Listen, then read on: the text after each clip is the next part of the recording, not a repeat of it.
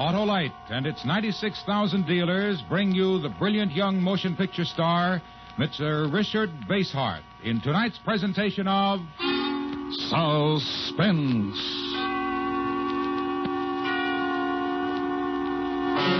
Tonight, Autolite presents the story of a man who found it necessary to commit the perfect crime. A tale we call The Perfectionist, starring Mr. Richard Basehart.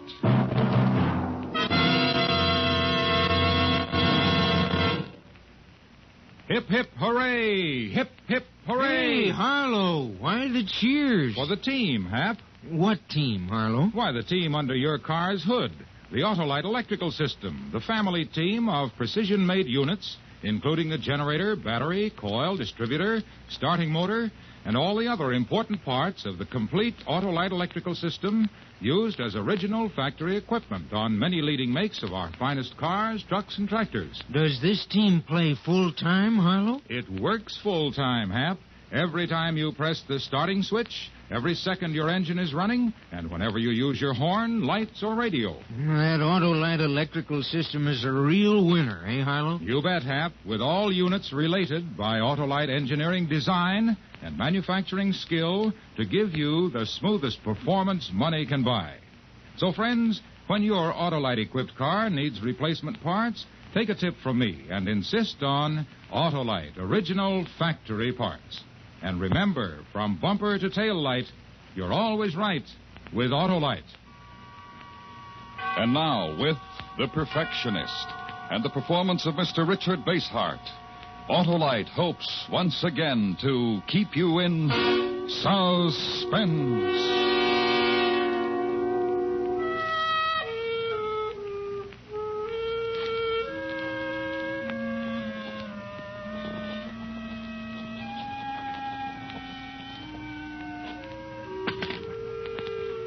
There. It's all written. I couldn't confess it verbally to these police. They're stupid men. Men who discovered nothing about the murder through their own efforts. It was a mishap, a blunder which revealed me. I know. I killed him. When it comes to murder, few know it as I do. Few could have planned as I planned.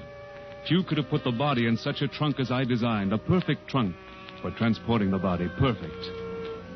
I'm a perfectionist, and that is my failing. I have been, in my perfection, destroyed by imperfect men.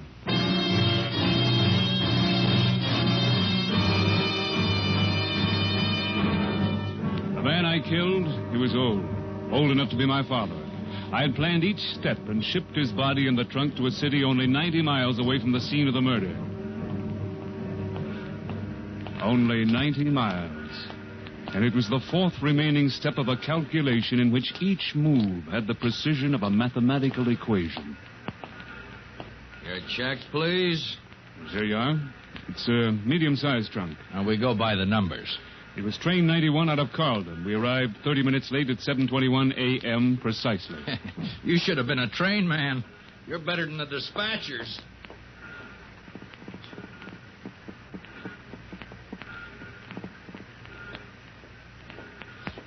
Gee, I'm sorry, mister, but I think we sent your trunk out by mistake. You... What? Oh, we'll get it back. It happens sometimes. You idiot. You stupid idiot. Oh, wait a second. I don't have to... Yes. You're quite right. And I apologize. When was it delivered? Yesterday. Has anyone phoned about it? Has anyone called? Complaining of the error? No. Well, perhaps they don't realize they have the wrong trunk. Perhaps they haven't opened it yet. Do you think that's possible? Do you think they might not have called because the trunk is still closed? It's the only reason people really beef when they get the wrong trunk. They scream like wounded eagles. Well, give me their name and address. Oh, I'll look it up in the book. Yeah, here it is. Name's Granick. Yes, thank you. Whoa. Ain't you going to write it down? I don't have to write it down. Oh, well, see you.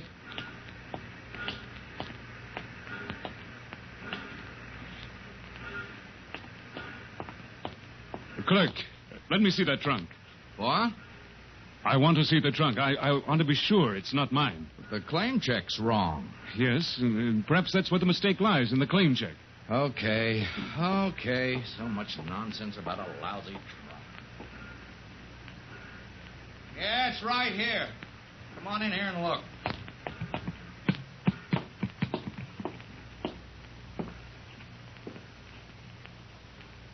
Yes. This is my trunk. You sure? You have skeleton keys. Open it. If it's your trunk, you got a key. I lost my key.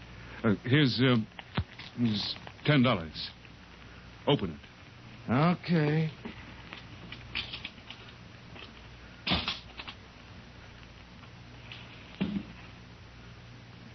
That is my trunk.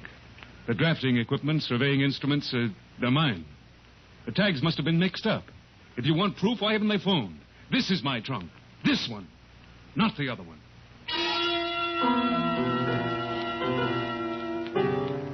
I hated that clerk. I hate anyone I have to depend on. And I had to depend on him. I had to ask him to help me when I know you can never trust anyone's help, ever. But I had to discover who the other people were, and their trunk would tell me. I had to know their secret before they found out mine. Take their trunk, not to exchange it with mine. They might doubt me, ask me to open it. No, I had to get my trunk my own way and dispose of the body before anyone missed the man I had killed.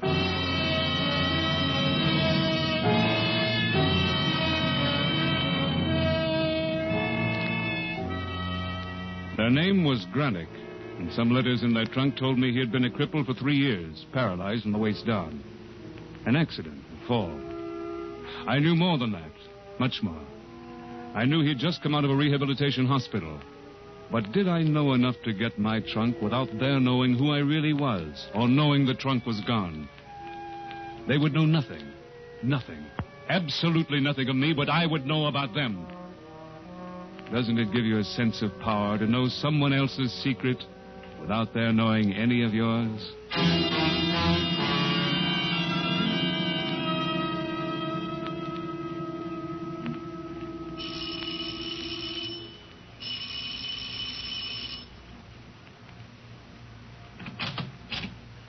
Yes. How do you do, Mrs. Granick? Yes. My name is Christensen. Is your husband around?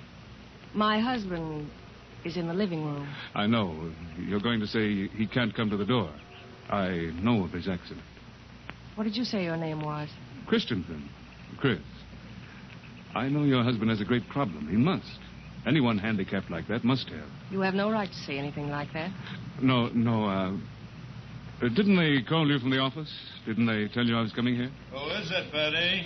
It's just If they didn't call you, then you must listen to me. It's to your benefit to listen before I see him. Betty! In a minute, dear. See, we're a non-profit organization devoted solely to evaluating the attitudes of the crippled, how they're functioning, how much help they need, how dependent they are on others, on their loved ones. You know what I mean, Mrs. Granny? Surely you must know how terribly dependent such victims become with an inability to help themselves, a refusal, or rather a refusal to see what they're doing to the lives of their loved ones. Isn't that so, Mrs. Granny? Do you want me to tell him who you are? You can tell him I'm from the hospital, a routine interview checkup, a follow-through checkup. Come in, Mr. Christensen.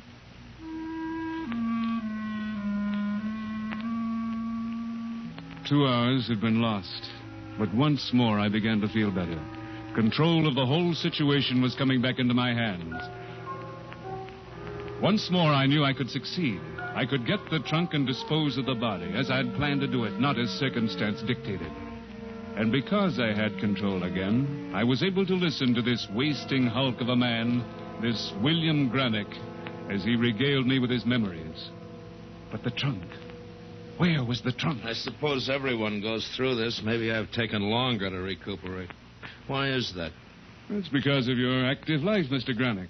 Your previous activity was outdoors. Always.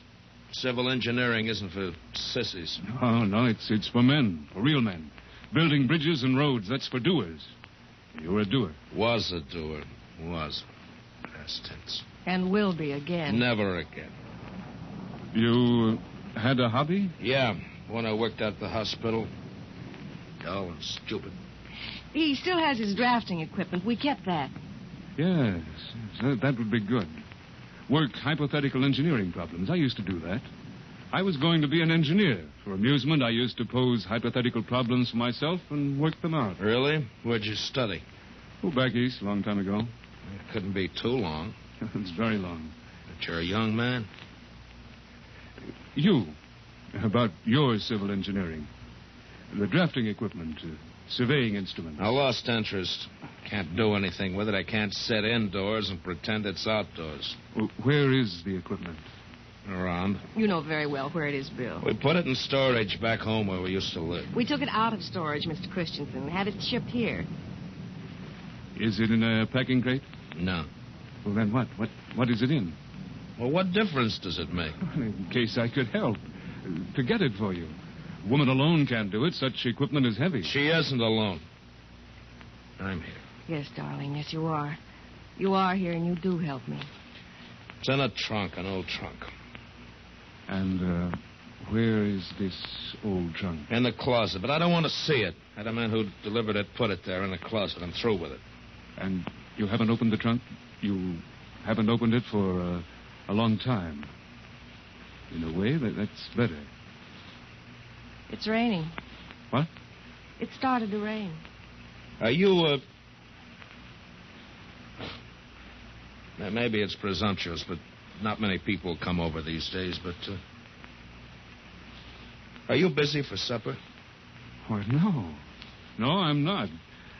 I'd be delighted.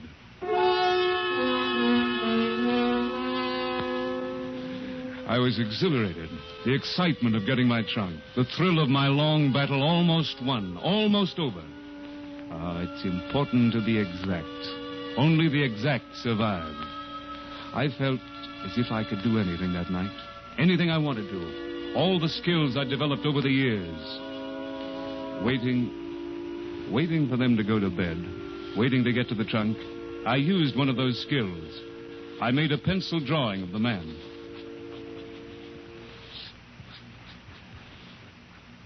All right, turn your head. A bit this way. Like this? There, that's it. No, it's not right. We'll start over. It's about the 10th time. I'm going to do this in oils, ultimately. It must be right. Exactly right. Yeah, maybe in engineering, you have to be that accurate or a bridge would collapse if we went off a fraction. But in this? In Europe, I studied in Europe. I was told I had a great talent, a truly great talent. Correggio, you ever heard of him? A great teacher. He told me I'd never make a living at it because I was too demanding of myself. That's not good, to be too demanding. Expect too much of yourself. It's wrong. It's gone. Once you decide to abandon a talent, never turn back. My husband is going to turn back. Of course, but that's different. I mean, an artist, when he doesn't feel greatness in one field, should go on to another. And an engineer? I'm sure you were a fine engineer. Yeah. I was one of the best. He's won awards. Mr. Christensen? Would you like to see him? Why, yes. They're in the trunk, honey. I'll show you. No. Please, don't bother yourself now. We'll have lots of time to talk. Lots of other conversations. Many. Yeah, I guess it would be kind of boasting. Oh, it wouldn't be. There's nothing wrong with being proud of what you've done. No. Never mind, Betty. Oh, excuse me. It's awfully late. You know, Mr. Christensen, you've been kind of good for me. Brandon. How's that? Oh, Brandon. Brandon Christensen. It's my first name. Oh. I'm glad I've helped you. But how? Well, by showing me that we shouldn't hold on to something we can no longer do. But you can, darling. You can. No, I'm a cripple. I can't. And what would you propose as a solution? And maybe I ought to start with those drafting instruments. Start? How? Maybe sell them. Maybe get them out of the trunk tomorrow morning and sell them. Yeah. Well, I better get to bed. Good night, Mr. Christensen. See him out, Betty. I can manage the crutches. Would you mind if I finished filling in my report here? Oh, certainly not. Go right ahead. Thank you. I'll see myself to the door, Mrs. Granick. Well, good night, Mr. Christensen. Yes. Good night.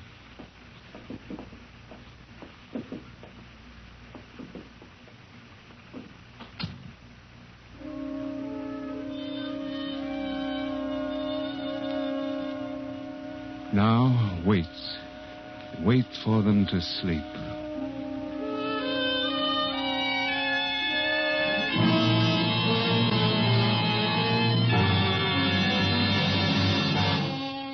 Autolite is bringing you Mr. Richard Basehart in The Perfectionist.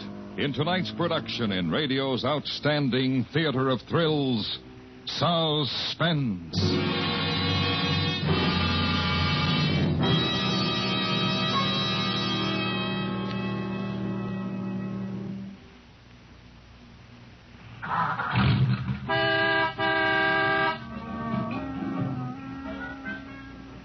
Hey, Harlow, what are you doing? I'm showing you how the Autolite electrical system in your Autolite-equipped car provides the power for starting the engine, sounding the horn, and playing the radio. And the lights and heater, too, eh, Harlow? Right, Hap, as well as the power that's so important every second your engine is running. They're all powered by the Autolite electrical system, in which every unit and component part are related by Autolite engineering design and manufacturing skill to give you the finest performance money can buy. The electrical system is mighty important to us car owners, Harlow. And that's why you should treat your car's electrical system to a periodic checkup at your authorized Autolite service station or the dealer who services your make of car. You can quickly locate your nearest authorized Autolite service station in the classified section of the phone directory. Or call Western Union by number and ask for Operator 25. She'll quickly tell you the name of your nearest authorized Autolite service station. And remember, from bumper to tail light, you're always right with Autolite. And now, Autolite brings back to our Hollywood soundstage Mr. Richard Basehart in Elliot Lewis's production of The Perfectionist, a tale well calculated to keep you in suspense.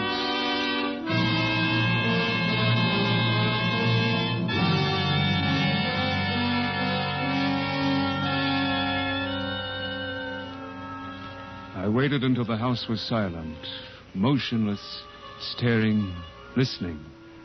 There, in the open closet, in the trunk, was the body. My heart started to pound. I advanced toward it in the dark. I felt wonderful. Here, so near completion. Here, in the dark. In a moment, I would have it open.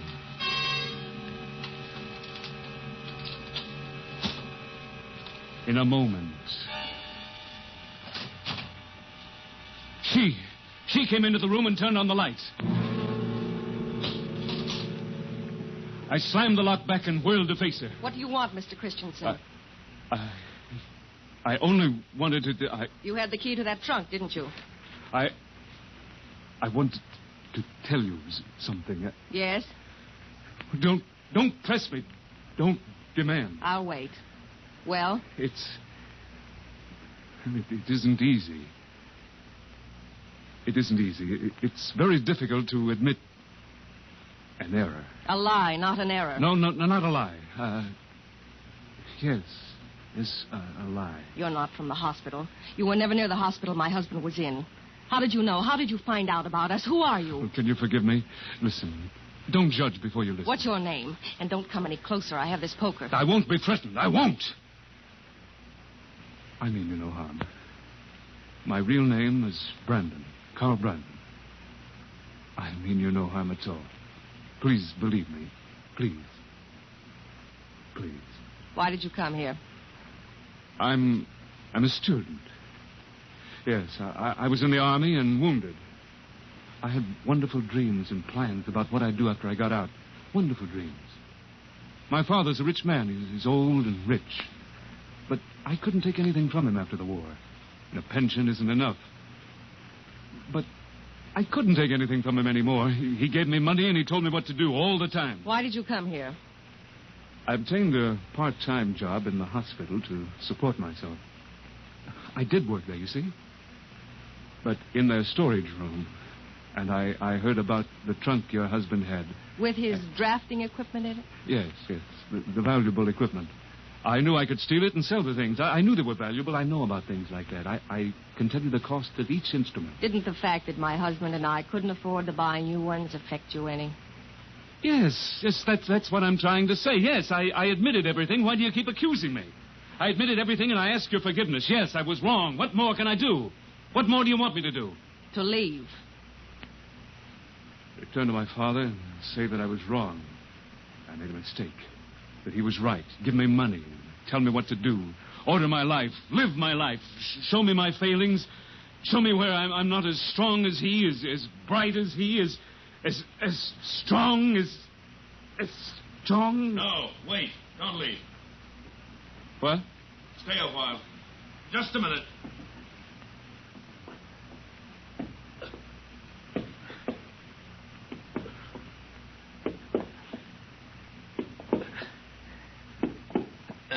Sit down, Mr. Brandon. Go on. That's it.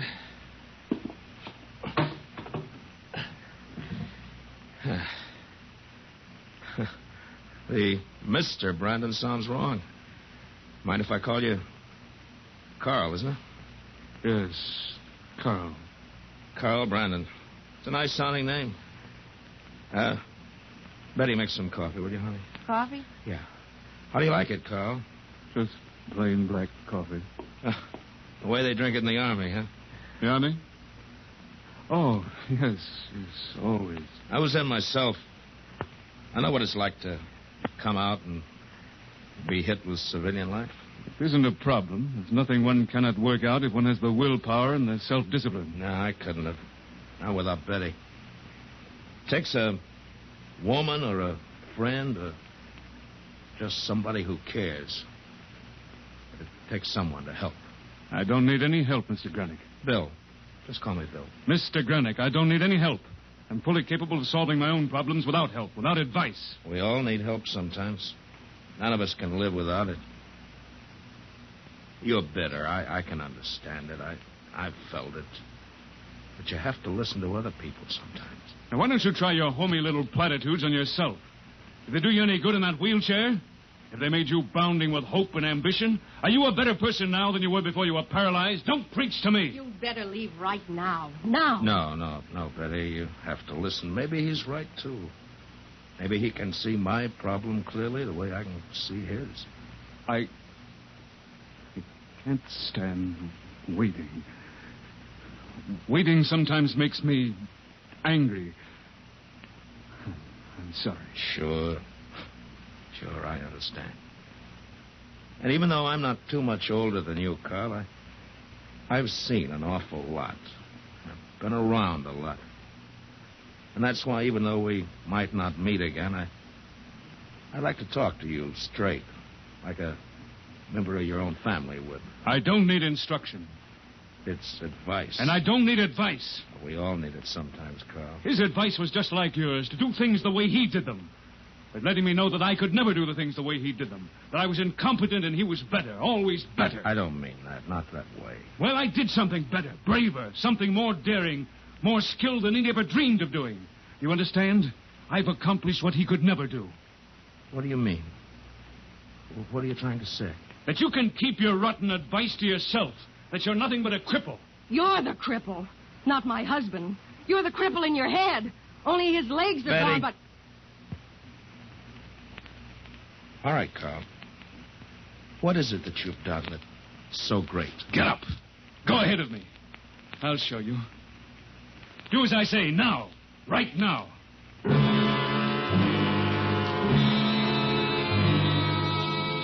I knew then. I knew I'd have to kill them. And perhaps they knew. A woman with a cripple for a husband. Perhaps they knew they had to be killed because... I don't know why. I knew then, but I can't remember now. I knew more and more as they went fearfully toward the closet. Afraid to make a move to attack me. Afraid because he was a cripple and she was powerless. And I opened the closet door. My excitement was so great, I hardly remember each step. I'm not lying. I barely remember. I turned the key in the lock. Each move was precise, not a motion wasted, not one action misplaced. For this was my victory against everything that stood in my way. Not to argue, not to discuss, but to kill. To kill perfectly, quickly. Kill what stands in my way. Kill the Granicks. Kill the man in the trunk, the man who looked like my father. And I swung it wide.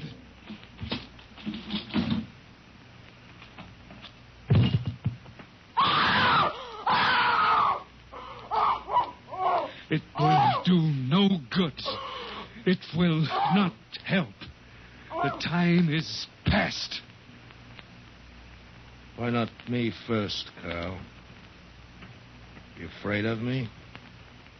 Afraid of a cripple? Why didn't I think? Why didn't I calculate? Why, for the first time in my life, an act of passion, without thinking, I leaped at him, like an animal, like a beast. Have you ever fought a man whose legs are useless? Have you ever felt the arm of a man who uses his arms to sit and go and move and rise? They're steel. And they went to my throat, and I struggled in a dream. I can even feel them now. This wasn't the way. Where was my triumph? My victory? Where was my glory?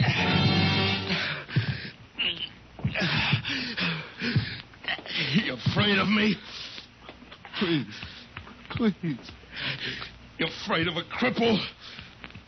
Perfect man? Stop. Please. Stop.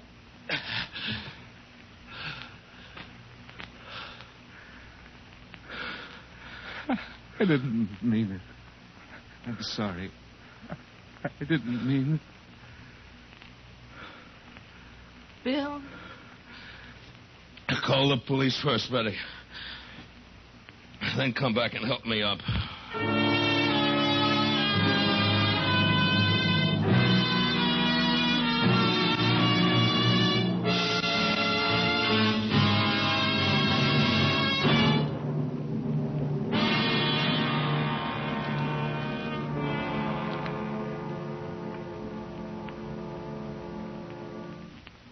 Suspense.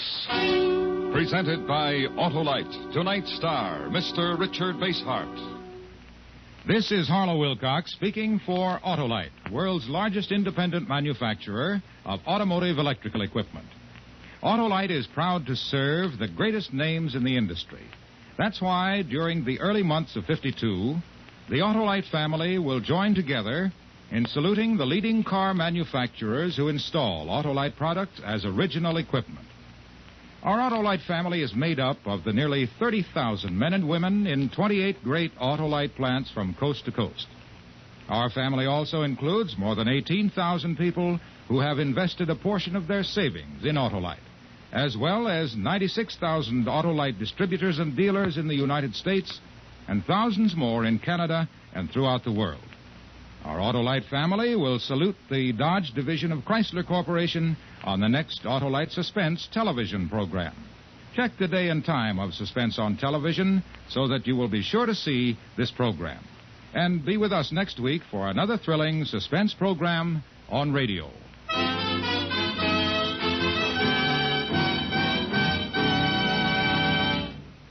Next week on Suspense, our star will be Mr. Joseph Cotton, who will portray a man without emotion, the mechanical man in a tale we call Carnival. In weeks to come, we shall also present Mr. J. Carroll Nash, Mr. James Mason, and Miss Barbara Stanwyck, all on Suspense. Suspense is produced and directed by Elliott Lewis, with music composed by Lucien Morawick and conducted by Lud Gluskin. The Perfectionist was written for Suspense by Arthur Ross. In tonight's cast, Charlotte Lawrence was Betty Granick, William Conrad was Bill Granick, and Joseph Kearns was the attendant. Tonight's appearance is made possible through permission of 20th Century Fox. Mr. Basehart may currently be seen in their production of Decision Before Dawn. And remember, next week on Suspense, Mr. Joseph Cotton in Carnival. This is the CBS Radio Network.